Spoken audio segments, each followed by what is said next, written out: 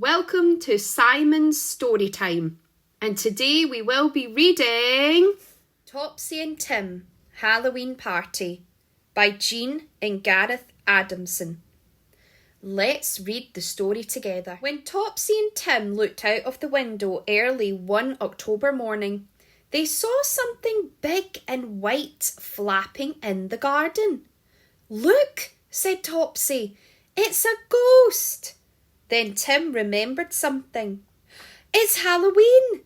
Topsy and Tim were having a Halloween party, and all their friends were invited. In the kitchen, two plump pumpkins sat side by side, one for Topsy and one for Tim.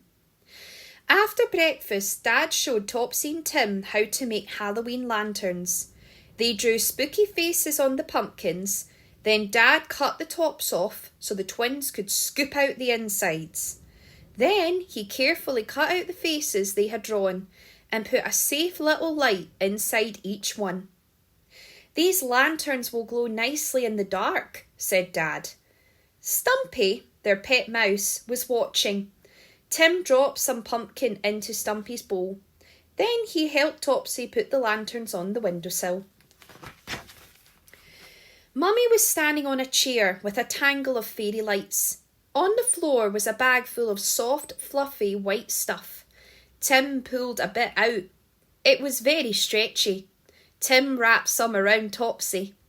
"It's tickly," she laughed. "Oi," said Mummy, "those are my cobwebs." They unwrapped Topsy and draped the cobwebs round the room instead. There was a lot of party food to get ready. Topsy and Tim made maggoty apples, mummy rolls, spider web pizzas, frozen ghost lollies, and pumpkin cookies.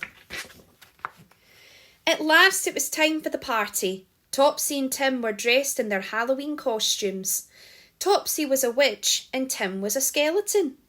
Topsy and Tim's friends were all dressed up too. Tony Welch was a spider, Kerry was a witch's cat, and Stevie Dunton was a pirate. Last to arrive was Andy Anderson, dressed as a giant pumpkin. "Wow," said Kerry, "we're in a magic haunted house." Soon the children were chasing around, cackling like witches and wooing like ghosts. Andy watched them. He was feeling a little bit nervous. "Who'd like to play a game?" called Mummy.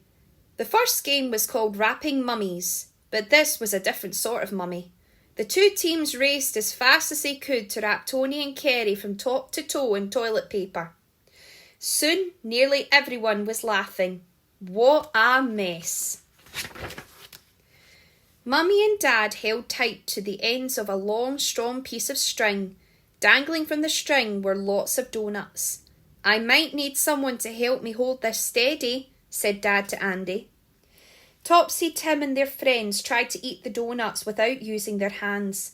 It was harder than it looked. Soon there were crumbs all over the floor. While Dad swept up, everyone danced to funny monster music.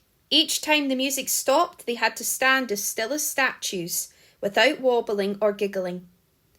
Next was a game called apple bobbing. Apples floated in a bowl of water, and everyone tried to catch one with their teeth. They all got a bit wet.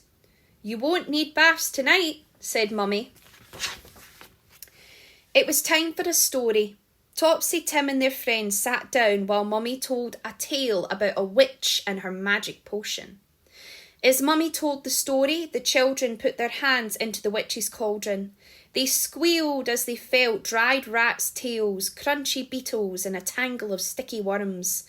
Andy did not want to put his hand in at all. At the end of the story, Mummy taught them all a magic spell. Eye of frog and beetle's feet turn into something good to eat. "Go on," said Topsy to Andy. "See if the spell worked." "Shall I do it with you?" asked Tim.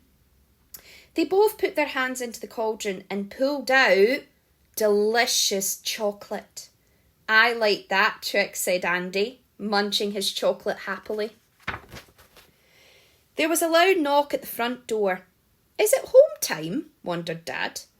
Standing on the doorstep was a gaggle of giggling ghosts and ghouls. They had seen Topsy and Tim's pumpkins grinning at the window, so they knew it would be all right to knock. "Trick or treat!" they shouted. Luckily, there were plenty of chocolate frogs left in the witch's cooking pot for all the spooky visitors to have a treat. "Thank you," they said, as they helped themselves and went on their way. "Tea's ready," called Mummy. "It looks like a skeleton's banquet," said Tim. Kerry's napkin fell off the table. It began to shuffle across the floor all by itself. "Oh no," said Topsy. "It must be a ghost." Topsy bravely lifted the napkin. It was Stumpy the mouse. Tim had forgotten to close the cage door at breakfast time. Topsy gently put Stumpy back in his cage, and Tim made sure the door was shut tightly this time. There were more knocks at the door, but this time it wasn't trick-or-treaters, it was mums and dads. It really was home time now. That night, as Topsy and Tim lay tucked up in their beds, 2 pumpkins glowed softly in the dark beside them. "I wish it was Halloween again tomorrow," said Tim to Topsy. But Topsy was already fast asleep, and then so was Tim.